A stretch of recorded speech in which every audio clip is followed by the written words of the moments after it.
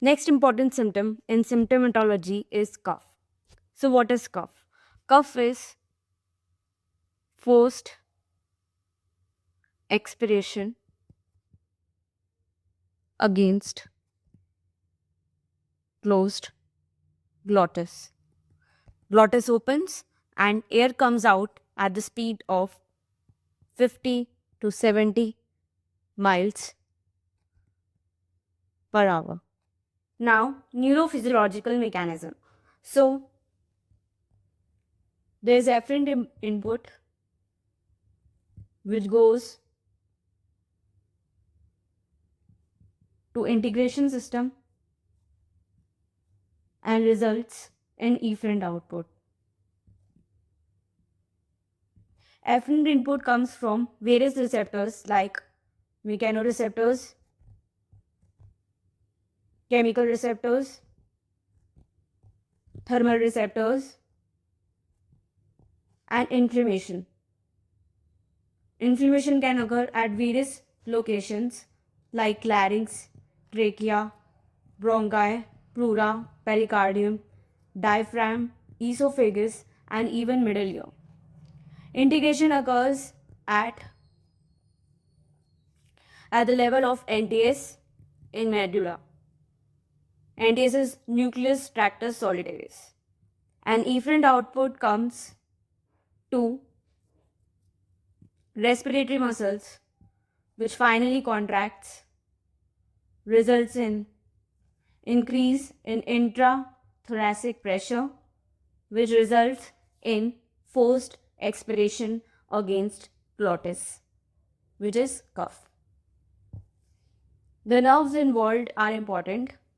The afferent nerves are 5, 9, and 10, and efferent nerve is phrenic nerve, intercostal nerve, and vagus nerve.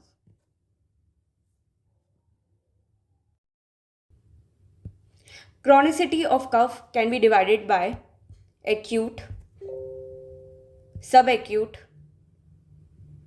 and chronic. Acute is less than 3 weeks, subacute is 3 to 8 weeks, and chronic is more than 8 weeks. Examples of acute cough are pulmonary edema, pulmonary embolism,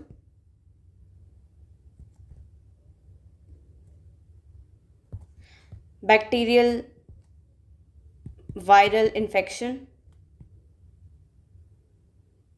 aspiration pneumonia, and early manifestation of asthma, GERD, and UACS, which is upper airway cough syndrome. Causes of subacute cough are atypical pneumonia and post viral cough. Causes of chronic cough are pulmonary TB, neoplasm, COPD, ILD, and asthma, GERD, UACS.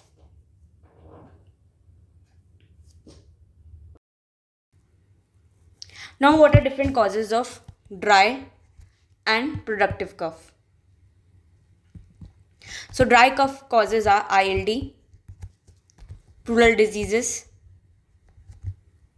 atypical pneumonia caused by viral mycoplasma or legionella, ACE inhibitors, and GERD. Causes of productive coughs is lung abscess, bronchiectasis, and bacterial pneumonia.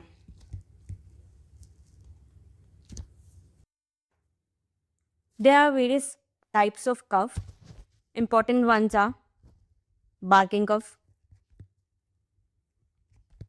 silent or bovine cough, whooping cough, and fourth is brassy or metallic cough.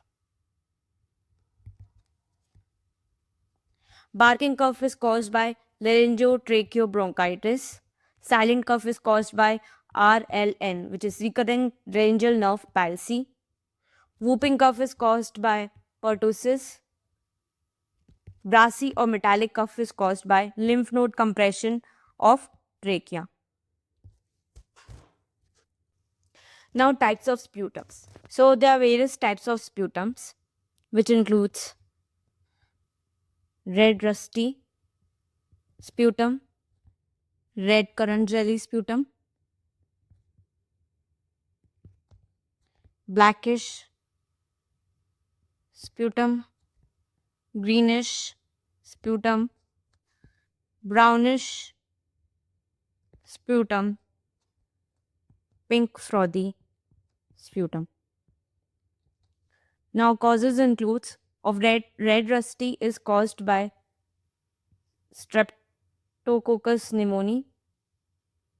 Red currant jelly is caused by Klebsiella. Blackish is caused by fungal infection. Greenish is caused by Pseudomonas.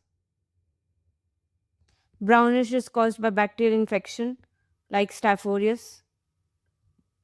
Pink frothy is caused by pulmonary edema. What is hemoptysis? Hemoptysis is expectoration of blood.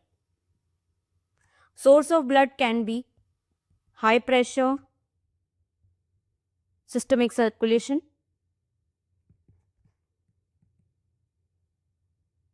or it can be low pressure, pulmonary circulation.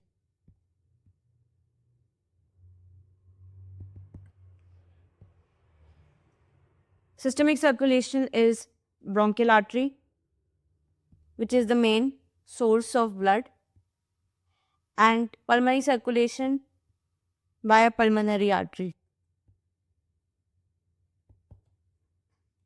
Now, some important one-liners are most common source of hemoptysis and massive hemoptysis is bronchial artery. Most common cause of hemoptysis and massive hemoptysis, this is TB and this is bronchiectasis. Then most common cause of death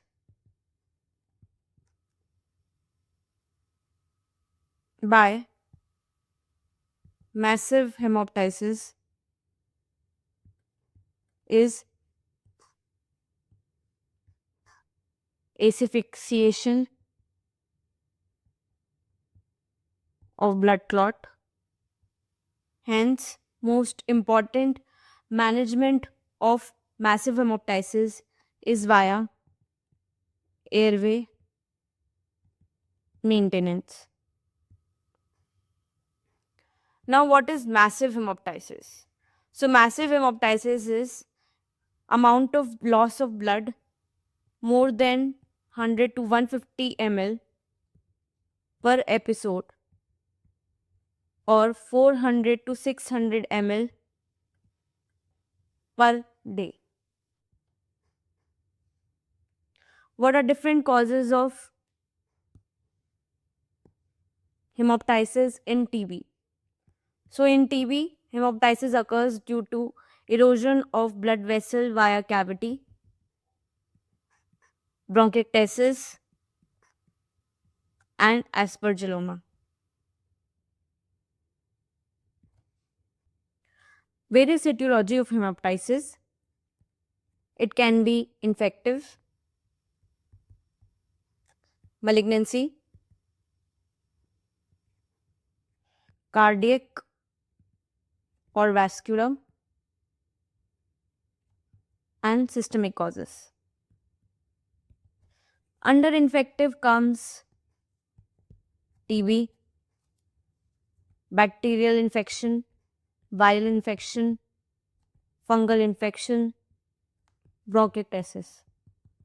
Under malignancy comes primary lung cancer or METS. Under cardiac and vascular causes comes mitral stenosis, cardiac failure, pulmonary embolism, pulmonary arteriovenal malformation. Under systemic causes comes various types of coagulopathy, Goodpasture syndrome, CTD associated lung disease, and small vessel vasculitis.